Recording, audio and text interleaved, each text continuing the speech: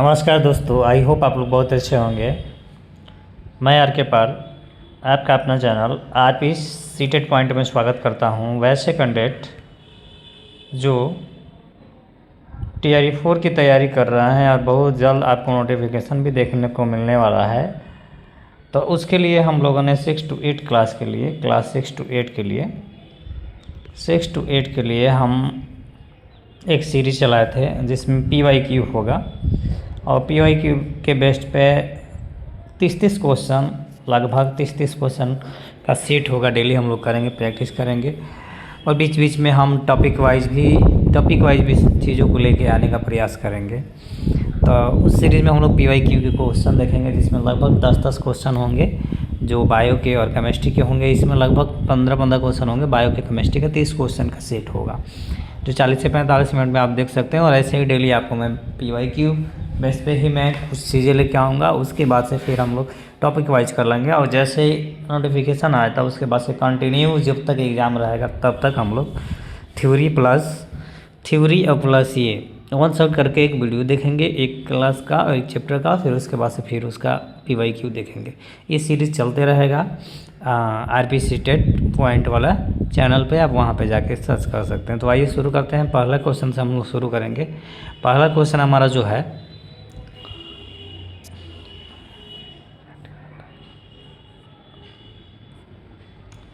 हम जो शुरुआत करेंगे तो पहला क्वेश्चन ही हमारा कह रहा है, ये बायोलॉजी से पहला क्वेश्चन होगा कि कोशिका की खोज किसने की थी। क्वेश्चन इन्होंने दिया है कि कोशिका की खोज किसने की थी। तो कोशिका की खोज किसने की थी? ऑप्शन इन्होंने दिया एंटनी लीवेनहॉक। देखिए ये भी कोशिका की खोज किए थे, एंटनी लीवेनहॉक ये भी कोशिका की खोज किए थे। 1674 ईस्वी में खोज किए थे, लेकिन ये लिविंग सेल की खोज किए थे। ठीक है, उसी तरह से सबसे कोशिका की खोज किसने की थी पूछा है, तो सबसे पहले पूछा है तो ये जीवित कोशिका की खोज किए थे। इसके अलावा देखेंगे रॉबर्ट ब्राउन जो है कोशिका के अंदर जो केंद्रक पाया जाता है, केंद्रक का खोज रॉबर्ट ब्राउन ने किया था, केंद्रक जो पाया जाता है। और बिरचो भी उसी में कोशिका का खोज किए ही थे। जीव द्रव्य का कोशिका जो होता है वो बना होता है, बिरचो ने बताया था। और रॉबर्ट हुक जो वैज्ञानिक थे सर्वप्रथम 1665 ईस्वी में रॉबर्ट हुक ने क्या किया था, कार्ग सेल का खोज किया था। खुद का ही सूक्ष्मदर्शी बनाए थे और खुद से ही ये क्या किए थे, सर्च किए हुए थे। तो राइट आंसर की अगर हम बात करें तो राइट आंसर तो हमारा हो जाता है, सबसे पहले जो शुरुआत हुआ था रॉबर्ट हुक ने किया था। राइट आंसर हमारा हो जाएगा रॉबर्ट हुक। तो राइट आंसर हमारा हो जाएगा रॉबर्ट हुक, बाकी सब ऑप्शन गलत हो जाएंगे। आप यहाँ पे थोड़ा सा ये भी देख सकते हैं कि इसका स्पष्टीकरण दिया गया है, व्याख्या कि रॉबर्ट हुक ने 1665 में कर की पतली स्लाइड में सबसे पहले कोशिका को देखा था। सबसे पहले इन्होंने कोशिका को देखा था। पहला क्वेश्चन क्लियर हुआ होगा। अब आइए दूसरा क्वेश्चन की तरफ हम चलते हैं। क्वेश्चन नंबर सेकंड करेंगे कोशिका का पावर हाउस किसे कहा जाता है। तो ये क्वेश्चन आपका जो है सेल ऑर्गेनल से है, यानी कोशिकांग से है, कोशिका के अंग से है। इसमें देखिए बहुत सारी चीज़ दिया है। लाइसोसोम आपको पता होना चाहिए कि ये क्या करता है, ये एंजाइम को रिलीज करता है। ये एंजाइम रिलीज करता है और जिसमें ये रहता है इसको आत्महत्या की थैली भी कहा जाता है। सुसाइडल बैग, आत्महत्या की थैली भी इसको कहा जाता है। आत्महत्या की थैली भी इसको हम कहते हैं। इसको सुसाइडल बैग के नाम से भी जाना जाता है अंग्रेजी में बात करें तो। माइटोकॉन्ड्रिया जो है तो राइबोसोम जो है, राइबोसोम को प्रोटीन संश्लेषण कहते हैं, प्रोटीन का फैक्ट्री भी कहा जाता है। गोल्जी का जो है एंजाइमों को संचित करता है। माइटोकॉन्ड्रिया जो है ये क्या करता है, ATP बनाता है। माइटोकॉन्ड्रिया जो होता है वो ATP बनाता है। माइटोकॉन्ड्रिया जो है वो ATP बनाता है, ATP। और ये ATP जो होता है कोशिकीय श्वसन में काम करता है और बहुत ज़्यादा मात्रा में एनर्जी को ऊर्जा को देता है। इसलिए अगर हम राइट आंसर की बात करते हैं तो राइट आंसर हमारा जो हो जाएगा, राइट आंसर की जो हम बात करते हैं तो राइट आंसर हमारा जो हो जाएगा वो हो जाएगा माइटोकॉन्ड्रिया। यहाँ पे इसका माइटोकॉन्ड्रिया में कोशिकीय श्वसन के दौरान ATP के रूप में ऊर्जा एटीपी के रूप में ऊर्जा का उत्पादन होता है। ऊर्जा का उत्पादन जो करता है यही करता है। यहाँ पे व्याख्या भी आपको दिया हुआ है। तो इसके आंसर हमारा राइट आंसर जो हो जाएगा वो तीसरा हो जाएगा।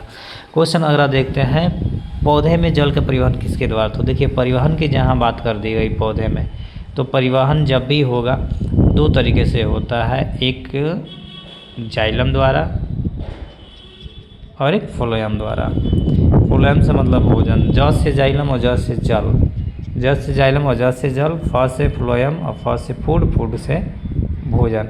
तो इससे आप आसानी से याद कर सकते हैं। तो यहाँ पे हम जो देखते हैं, यहाँ पे हम जो बात करते हैं, तो जल का परिवहन जो होता है, जल और खनिज लवण का परिवहन जो होता है वो जाइलम करता है। बाकी भोजन का परिवहन जो होता है वो फ्लोएम करता है। ठीक है, तो अब ऑप्शन हम देखने का प्रयास करते हैं कि ऑप्शन में कौन हमारा आंसर राइट आंसर होना चाहिए। तो ऑप्शन की बात करें तो एक तो फ्लोएम दिया है, रंध्र दिया है, और भी कुछ नीचे दिया होगा, कैम्बियम दिया हुआ है, कैम्बियम दिया हुआ है। चौथा ऑप्शन जो है वो जाइलम, पहला ऑप्शन जो है जाइलम है। तो ये तीनों चीज़ों को मैंने बताया कि रंध्र जो होता है तो CO2 को लेगा, यानी गैसों को क्या करेगा, ऑब्जर्व करेगा, इसी के द्वारा होगा। कैम्बियम में तो ये तंतु हो गया। और फ्लोएम देखिए, फ्लोएम अभी मैंने बताया कि ये भोजन को क्या करेगा, ये भोजन को ट्रांसफ़र करता है। तो जल का पूछा हुआ है, तो राइट आंसर हमारा तो क्या होना चाहिए, जाइलम होना चाहिए। यानी हमारा राइट आंसर जो हो जाएगा वो जाइलम हो जाएगा। आई होप क्वेश्चन आपको समझ में आ रहे होंगे। और देखिए जाइलम का, इसमें जाइलम जड़ों से पानी और खनिज पौधों का अन्य भागों तक पहुंचाता है, ये व्याख्या यहाँ पे दिया हुआ है। अगला क्वेश्चन कि पौधों में भोजन का संवहन कौन करता है। तो बहुत अच्छा क्वेश्चन दिया हुआ है, पौधे में भोजन का संवहन कौन करता है। तो आपको पता है कि जाइलम क्या करता है, जल को ट्रांसफ़र करता है। मज्जा तो कुछ होता नहीं है। फ्लोएम जो है ये क्या करता है, भोजन को संचित करता है। फ्लोएम जो है भोजन को संचित करेगा। कॉर्टेक्स की बात करते हैं तो कॉर्टेक्स तो वहाँ पाया जाता है, तो यहाँ होगा ही नहीं। तो राइट आंसर हमारा क्या जाना चाहिए, भोजन का संवहन जो होता है फ्लोएम करता है। फ्लोएम प्रक्रिया द्वारा तैयार भोजन को किसी भी भोजन पौधे के विभिन्न अंगों तक पहुँचाता है। फ्लोएम का कार्य भी आप यहाँ पे जान सकते हैं। यहाँ से एक आपको क्वेश्चन देखने को मिल जाएगा। तो राइट आंसर हमारा जो हो जाएगा वो क्या हो जाएगा, राइट आंसर की बात करें तो राइट आंसर हमारा फ्लोएम हो जाता है। आइए अगला क्वेश्चन देखते हैं, मानव शरीर की सबसे बड़ी ग्रंथि, मानव शरीर की सबसे बड़ी ग्रंथि कौन सी है।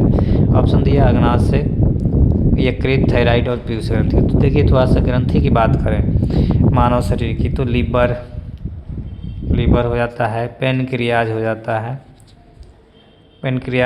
है, थायराइड हो जाता है, इसके अलावा पिट्यूटरी ग्लैंड हो जाता है, पीयूष ग्रंथि जिसको मतलब पीयूष ग्रंथि सबसे बड़ी ग्रंथि होती है। लिवर जो होती है, पीयूष ग्रंथि जो होती है मास्टर ग्रंथि इसको बोला जाता है, सभी हार्मोन को रिलीज करती है। लिवर जो होती है सबसे बड़ी होती है। पेनक्रियाज जो होती है इंसुलिन को रिलीज करती है, अग्नाशयी रस निकालती है। और थायराइड जो होती है, थायराइड ग्रंथि थायरॉक्सिन हार्मोन को ग्रहण करती है, थायरॉक्सिन हार्मोन को रिलीज करती है।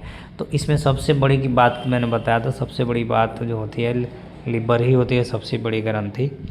तो राइट आंसर इसके अकॉर्डिंग जाना चाहिए हमारा क्या, ऑप्शन नंबर बी लिवर हो जाएगा, यकृत हो जाएगा। यकृत मानव शरीर की सबसे बड़ी आंतरिक ग्रंथि है, और ये जो होती है इंटरस्टाइनल ग्लैंड होती है, अंदरूनी ग्रंथि होती है।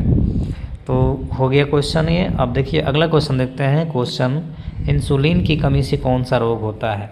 बहुत ही क्वेश्चन है, बहुत अच्छा क्वेश्चन है। इंसुलिन की कमी से, हमारे बॉडी में जब भी इंसुलिन की कमी हो जाएगा तो उसे रोग कौन सा होता है। तो देखिए इंसुलिन जो होगा कहाँ से रिलीज होगा, इंसुलिन आपको रिलीज हो रहा था कहाँ से, तो पेनक्रियाज से, अग्नाशयी रस से। तो इंसुलिन की कमी से क्या होता है, घेघा रोग होता है, गलगंड बन जाता है, ठीक है, और गर्दन पे गलगंड की तरह रचना बन जाता है। मधुमेह नहीं होता है, इंसुलिन की कमी से होता है। रिकेटस विटामिन डी की कमी से होता है। और स्कर्वी जो होता है विटामिन सी की कमी से, ये डी की कमी से, और ये इंसुलिन की कमी से होता है। घेघा जो रोग जो होता है वो इंसुलिन की कमी से होता है। मधुमेह यहाँ नहीं होगा, ठीक है। मधुमेह तो ग्लूकोज या शर्करा के वजह से होता है। तो राइट आंसर जो हो जाएगा घेघा, सॉरी, यह हो, इन्होंने इंसुलिन नहीं पूछा, तो इंसुलिन से मधुमेह रोग होता है। इंसुलिन की कमी से जो होता है वो मधुमेह होता है, सॉरी घेंगा तो आयोडीन की कमी से होगा तब मधुमेह रोग होता है। इंसुलिन हार्मोन कम बनने से रक्त में शर्करा का मान जो बढ़ जाता है, इसी की वजह से वो मधुमेह रोग डायबिटीज हो जाता है, ठीक है, शुगर इसको हम कहते हैं। तो अगला क्वेश्चन हम देखते हैं। अगला क्वेश्चन कहेगा कि मलेरिया रोग के वाहक कौन है। तो देखिए इसमें दिया क्या क्या है, घरेलू मक्खी। घरेलू मक्खी से तो होता नहीं है, घरेलू मक्खी से नहीं, काकरोच से भी नहीं होगा। और मादा एडिज मच्छर, मादा एनोफिलीज मच्छर, तो आपको पता होना चाहिए कि दो तरह के मलेरिया रोग के वाहक जो होते हैं दो मच्छर से ही होता है। वो मादा एनोफिलेंजेंस से होता है, मादा एनोफिलीज मच्छर से होता है। तो राइट आंसर वही हो जाएगा, क्योंकि मलेरिया प्लाज्मोडियम परजीवी के कारण जिसके मादा एनोफिलीज मच्छर ये क्या करती है, फैलाती है। तो राइट आंसर हमारा मादा एनोफिलीज मच्छर हो जाएगा। अगला क्वेश्चन करते हैं कि पादप कोशिका और जंतु कोशिका में मुख्य अंतर क्या होता है। तो आपको पता होना चाहिए कि पादप मुख्य अंतर अगर हम बात करें तो एक तो क्लोरोप्लास्ट नहीं पाया जाएगा, क्लोरोप्लास्ट नहीं पाया जाता है, ये है। और एक दूसरा हम देखेंगे कि उसमें कोशिका भित्ति नहीं पाई जाती है, पादप में पाई जाती है, जंतु में कोशिका भित्ति नहीं पाई जाती है। तो ये दो अंतर हो गया। तो यही इन्होंने पूछा है, देखते हैं किस व्यू में पूछा है इन्होंने कि पादप कोशिका जंतु कोशिका मुख्य अंतर क्या है। केंद्र की अनुपस्थिति, नहीं ये नहीं होता है। कोशिका भित्ति की उपस्थिति, माइटोकॉन्ड्रिया का न होना ये भी नहीं होगा, राइबोसोम का ये भी नहीं होगा, क्योंकि सब होता है। कोशिका भित्ति जो होता है यही क्या करता है, डिफरेंस करता है। क्योंकि पादप कोशिका जो होती है सेलुलोज से बनी हुई कोशिका भित्ति होती है, जो जंतु कोशिका में नहीं होती। तो राइट आंसर हमारा जो हो जाएगा कोशिका भित्ति की उपस्थिति। अगला क्वेश्चन देखते हैं कि मनुष्य के शरीर में कुल कितनी हड्डियाँ होती हैं। इसमें मिक्स क्वेश्चन है, आप मिक्स क्वेश्चन देख सकते हैं। आप तैयारी 4 में जितने भी चीज़ें लाएंगे मिक्स ही लेके हम आएंगे। इसके बाद से आप साइंस के क्वेश्चन 30 40 ऐसे क्वेश्चन होता है साइंस के, उसको हम लोग चैनल पे ज़रूर करेंगे। प्रैक्टिस सेट के लिए 30 क्वेश्चन हम लोग करेंगे। तो देखिए मनुष्य के शरीर की कुल कितनी हड्डियाँ होती हैं। तो आपको पता होना चाहिए कि मनुष्य के शरीर की हड्डी जो होती है बोन, वो लगभग 206 है। मसल्स की बात करें तो 642 के करीब में मसल्स आपको देखने को मिल जाते हैं। मसल्स की बात करते हैं तो करीब 600 के करीब में मांसपेशी आपको देखने को मिलेंगे और 206 आपको हड्डी देखने को मिलेगा। तो हड्डी पूछा है तो 210 नहीं होगा, 208 नहीं होगा, 300 नहीं होगा, 206 होगा राइट आंसर। एक वयस्क मनुष्य के शरीर में लगभग 206 हड्डियाँ पाई जाती है, व्याख्या आप देख सकते हैं। आप देखिए कितना मस्त क्वेश्चन दे दिया यहाँ पे। विटामिन सी की कमी से कौन सा रोग होता है। विटामिन और प्रोटीन ये जो है ना काफ़ी इंपॉर्टेंट है। चैप्टर सीटेट में भी क्वेश्चन वहाँ से पूछता है और टीआरई 4 में तो पूछता ही है। बाकी अदर एग्जाम में भी ये देखने को आपको मिलता है। तो विटामिन सी की कमी से कौन सा रोग होता है। तो देखिए रतौंधी जो होता है विटामिन ए की कमी से होता है, बेरी विटामिन बी की कमी से होता है, रिकेटस विटामिन डी की कमी से होता है, ऑफकोर्स वॉशिंग विटामिन सी, तो यानी विटामिन सी की कमी से स्कर्वी रोग होता है। तो विटामिन सी की कमी से मसूड़ों में खून आता है, स्कर्वी रोग इसी को बोलते हैं और दर्द होने लगता है। अगला देखते हैं क्वेश्चन कि प्रकाश संश्लेषण के दौरान कौन सी गैस निकलती है। तो जैसे आपको पता है कि प्रकाश संश्लेषण C6H12O6 + 6O2 + 6 12H2O इससे होता है। तो जब भी हम कार्बन डाइऑक्साइड और H2O को मिलाते हैं तो C6H12 ही बनता है। तो इसमें कह रहा है कि कौन सी गैस निकलती है। तो कौन सी गैस निकलती है भाई। तो जब भी देखिएगा गैस निकलेगी तो कार्बन डाइऑक्साइड निकलेगी। पौधे के प्रकाश में कार्बन डाइऑक्साइड लेते हैं, उत्पाद में ऑक्सीजन रूप छोड़ते हैं। तो इसके अकॉर्डिंग अगर हमारा आंसर आना चाहिए तो नाइट्रोजन नहीं, इसके अकॉर्डिंग अगर हमारा आंसर आना चाहिए तो हमारा आंसर क्या होना चाहिए, ऑक्सीजन होना चाहिए। कार्बन डाइऑक्साइड चीज़ को तो ऑब्जर्व करती है तो ऑक्सीजन होना चाहिए। तो राइट आंसर वही होगा। पौधे प्रकाश में कार्बन डाइऑक्साइड लेते हैं और उत्पाद के रूप में ऑक्सीजन को क्या करते हैं, छोड़ते हैं। तो राइट आंसर O2 हो जाएगा। अगला क्वेश्चन हमारा जो देखने को मिलेगा, अगला क्वेश्चन वो कह रहा है कि रक्त का थक्का बनने में कौन सी विटामिन सही है। ब्लड एक चैप्टर है, जो ब्लड चैप्टर काफ़ी इंपॉर्टेंट है, वहाँ से क्वेश्चन आते हैं, आप याद रखें। ब्लड कर लीजिए, सेल कर लीजिए, जेनेटिक्स कर लीजिए, क्लासिफिकेशन कर लीजिए, उतना से हमारा काम 8 नंबर जो है वो बन जाएगा। 8 में 3 नंबर आपका बायोलॉजी का होता है तो वो बन जाएगा। क्वेश्चन अगला आता है कि रक्त को थक्का बनने में कौन सा विटामिन सहायक होता है। तो देखिए विटामिन डी जो होता है सूर्य की रोशनी से मिलता है ज़्यादा। ये ताकत ही देता है विटामिन डी। विटामिन के जो होता है रक्त को थक्का बनाने में मदद करता है, रक्त को थक्का बनाने में मदद करता है। विटामिन बी जो होता है वो बेरी बेरी रोग होता है, और विटामिन ई जो होता है उससे रतौंधी रोग होता है। ठीक है, तो वह रक्त को थक्का बनाने में सहायता कौन करता है, तो मैं अभी बताया विटामिन के। विटामिन के ही क्या करता है, रक्त की सहायता करता है। विटामिन के रक्त का थक्का जमाने में भी मदद करती है। अगला क्वेश्चन आते हैं कि एड्स किसके द्वारा फैलता है। देखिए बहुत अच्छा बीमारी है एड्स, जो कभी ठीक होने का नाम नहीं लेता है और अभी तक इसका कोई भी इलाज खोज नहीं हो पाया है। देखिए क्वेश्चन है कि एड्स किसके द्वारा फैलता है, बैक्टीरिया के द्वारा, उसके बाद से कवक के द्वारा, वायरस के द्वारा। बैक्टीरिया के द्वारा तो नहीं होगा, कवक के द्वारा भी नहीं होगा, प्रोटोजोआ के द्वारा भी नहीं होगा, वायरस HIV जो होता है इसके वजह से होता है। तो राइट आंसर हमारा हो जाएगा वायरस। HIV वायरस का कारण होता है, तो राइट आंसर हमारा हो जाएगा वायरस।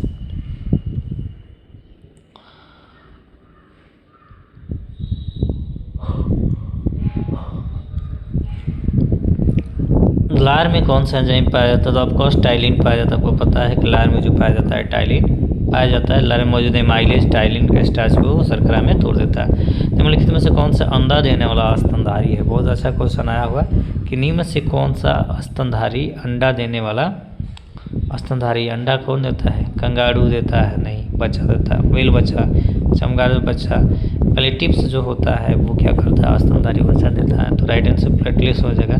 प्लेटलेट्स और एकिडना से ऐसे स्तनधारी जो बच्चों देने के बजाय अंडा देते हैं। तो बहुत सारी चीज़ इसमें है कि जो क्या करते हैं, अंडा देते हैं। तो राइट आंसर हमारा जो हो जाएगा प्लेटलेट्स हो जाएगा।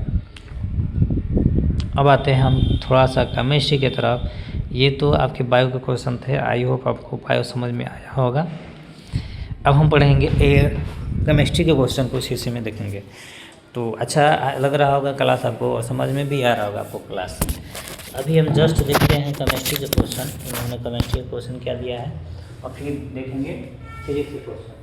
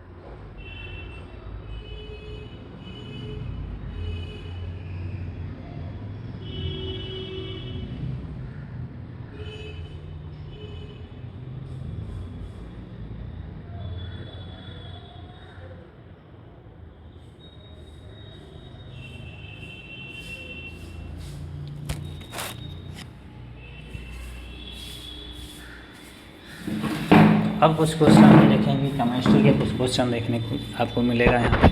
तो कुछ क्वेश्चन हम केमिस्ट्री के देखते हैं। तो कुछ क्वेश्चन केमिस्ट्री में देखिए, तो इसमें केमिस्ट्री में हम पहले क्वेश्चन से आते हैं, यानी क्वेश्चन नंबर 16। जैसे मैंने बताया था कि लगभग 30 क्वेश्चन होंगे, जिसमें से केमिस्ट्री और बायोलॉजी के क्वेश्चन आपको वो देखने को मिलेंगे। तो देखिए, आइए देखते हैं। बायो के क्वेश्चन में हम देखने का प्रयास करते हैं। तो देखिए क्या कर, 1 मिनट रुक जाइए, देखिएगा। क्वेश्चन है जंग का रासायनिक सूत्र क्या है। बहुत अच्छा क्वेश्चन दिया हुआ है। जंग लगने के लिए आपको पता है कि क्या क्या शर्त होती है, आवश्यक शर्त जंग लगने के लिए। तो जंग लगने के लिए आपको पता है कि जलवाष्प पहले, सबसे पहले तो जंग लगने के लिए आपको क्या होना चाहिए, जलवाष्प होना चाहिए। जलवाष्प ये ज़रूरी है, और वायु, ये 2 चीज़ है। नम वायु, ये दोनों चीज़ें ज़रूरी है जो जंग लगाता है। पूछा है कि जंग का सूत्र क्या होता है, तो पता है कि Fe जो होता है वो आयरन के साथ जुड़ जाता है।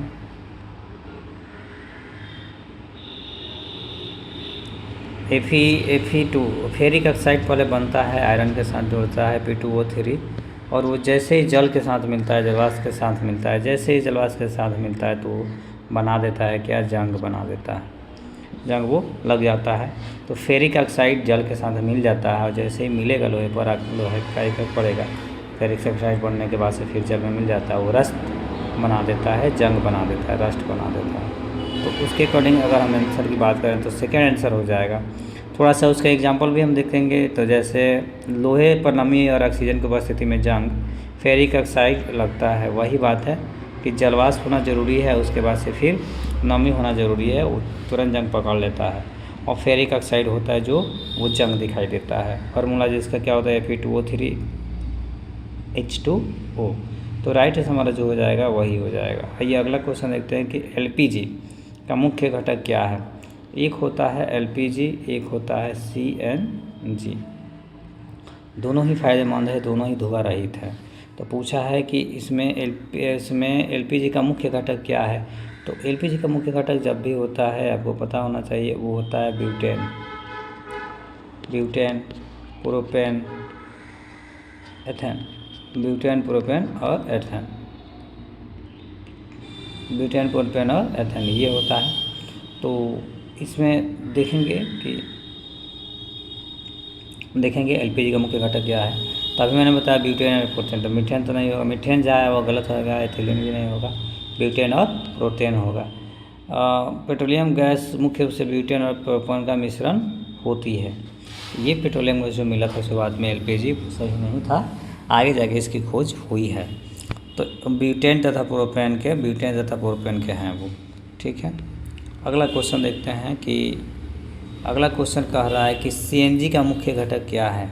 सीएनजी का मुख्य घटक क्या है। तो सीएनजी का मुख्य घटक जब भी होगा वो क्या होगा, प्राकृतिक गैस होगा। सीएनजी का मुख्य घटक क्या है, प्राकृतिक गैस है। प्राकृतिक गैस में आप देखिएगा तो मेथेन बनता है, जिसको CH4 का नाम से जाना जाता है। तो इसमें पूछा है ब्यूटेन होगा कि प्रोपेन होगा, एथेन होगा कि मीथेन होगा। तो राइट आंसर जो हो जाएगा वो मीथेन हो जाएगा। आइए अगला क्वेश्चन देखते हैं।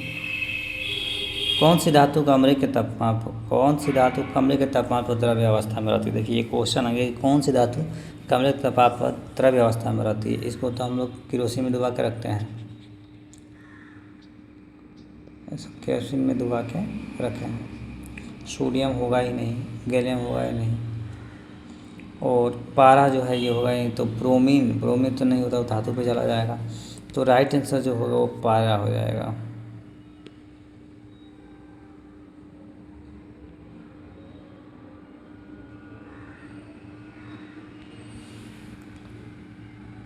तो क्वेश्चन समझ पाए होंगे। इसमें कौन सी धातु कमरे तापमान अवस्था में है। तो गैलियम नहीं, सोडियम नहीं, ब्रोमीन नहीं, ये पारा को, मरकरी वाले को।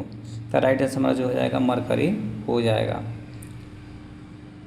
और पारा एक ऐसी धातु है जो तरल रूप में क्या होती है, पाई जाती है। Caustic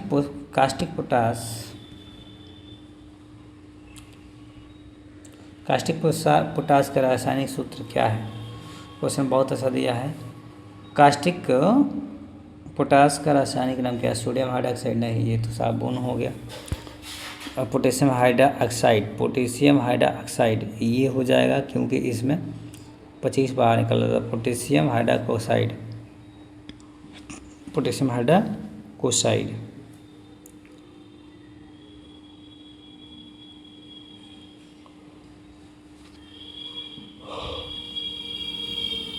sorry. तो राइट आंसर का जो हो जाएगा पोटेशियम का हाइड्रोक्साइड में कन्वर्ट कर, पोटेशियम हाइड्रोक्साइड को कास्टिक सोडा। कपूर का ठोस से सीधे गैस में बदलना क्या कहलाता है। तो देखिए अगला क्वेश्चन है कि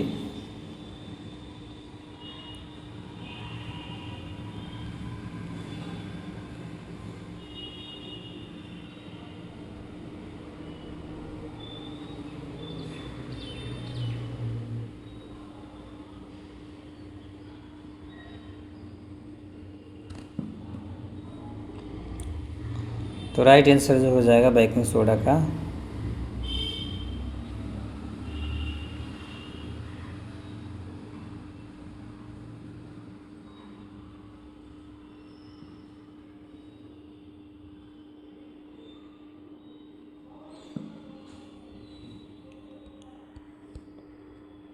तो राइट आंसर की बात करें तो NaCO3 हो जाएगा। बैंकिंग सोडा का सूत्र होता है।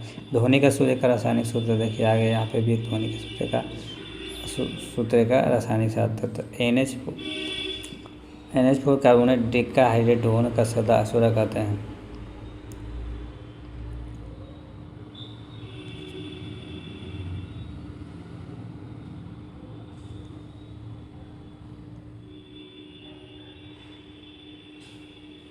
तो Na2CO3 हो जाएगा। अगला क्वेश्चन देखते हैं। इसका स्पष्टीकरण भी दिया हुआ है, आप देख लीजिएगा। कोई आधुनिक आवर्त सारणी का जनक किसे कहता है? देखिए डोब्रेनर नहीं होंगे, मोजले नहीं होंगे, न्यूलैंड्स नहीं होंगे, मैडलिफ हो गए। तो इनको क्या बोलते हैं? मैडलिफ की वजह से हुआ।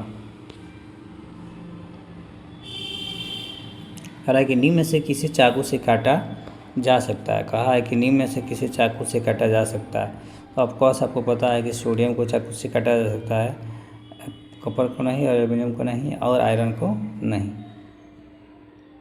तो क्यों पूर्ण हो जाएगा। अगला क्वेश्चन देखते हैं। स्पष्टीकरण भी दिया है, इतने में से चाकू से काटा जा सकता है। वायुमंडल में सबसे अधिक मात्रा कौन सी गैस पाई जाती है? इसने पूछा है कि वायुमंडल में कौन सी मात्रा सबसे अधिक गैस के रूप में पाई जाती है? तो नाइट्रोजन जो है 78% है, ऑक्सीजन जो है 21% है, कार्बन डाइऑक्साइड जो है 0.03% है। तो यहाँ से आप जोड़ के लगा सकते हैं।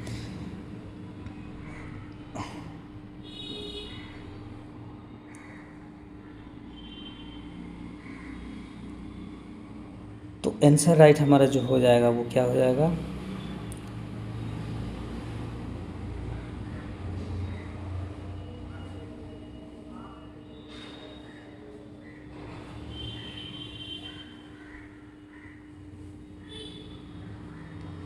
अगला टॉपिक, तो देखिए अगला क्वेश्चन, अम्लीय वर्षा के लिए कौन सी गैस उत्तरदायी है? क्वेश्चन इन्होंने दिया है।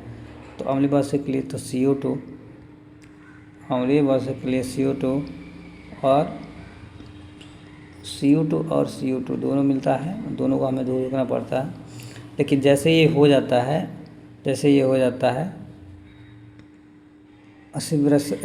लिए अगर हो जाता है तो राइट आंसर हमारा होगा CO। राइट आंसर हो जाएगा CA।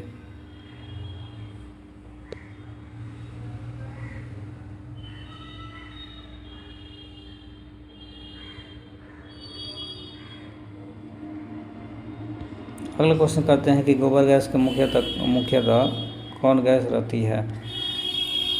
कैन गैस होती है, तो मीथेन गैस होती है। अगला क्वेश्चन हम देखते हैं। अगला क्वेश्चन कि जल का वाटर का रासायनिक सूत्र, इसका pH का मान कितना होगा?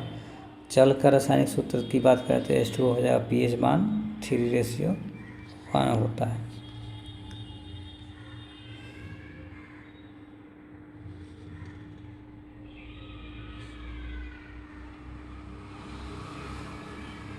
तो जल जो होगा एक उदासीन होगा। 28 नंबर था। आइए 29 नंबर क्वेश्चन हम देखते हैं।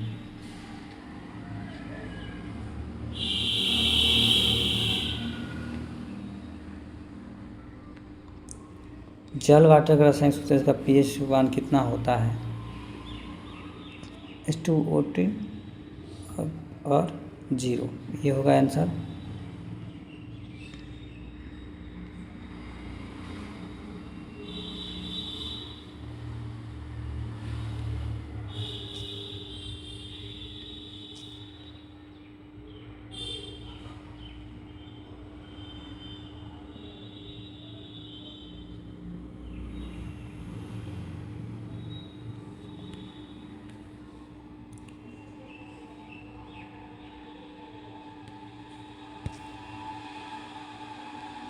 तो अगला क्वेश्चन देखने का प्रयास हम करेंगे।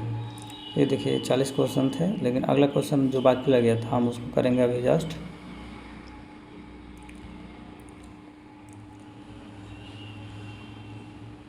गोबर गैस मीथेन हो जाएगा। बायोगैस या के बाद गोबर गैस या मुख्य मीथेन हो जाती है। जल वाटर रासायनिक का सूत्र, इसका pH मान 7 के बराबर होता है।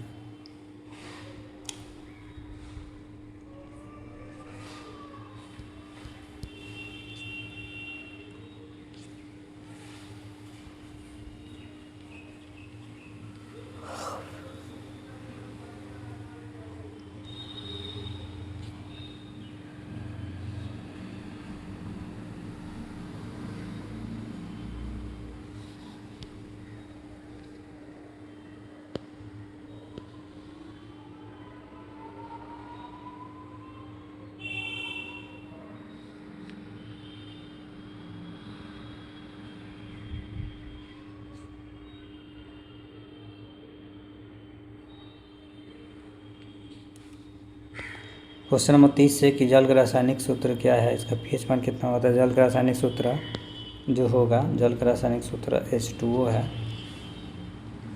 अम्रपाली घर। तो राइट आंसर हो जाएगा जल का अंतर और pH का मान कितना होता है। तो जल का pH का मान 7 के बराबर होता है। तो H2O2 7 राइट आंसर ये हो जाएगा। एक और क्वेश्चन पूछा है कि गोबर गैस मुख्यतः कौन, तो मीथेन होती है। मैंने बताया अभी, बता के लाया, जल भी परीक्षा भी कर लिया।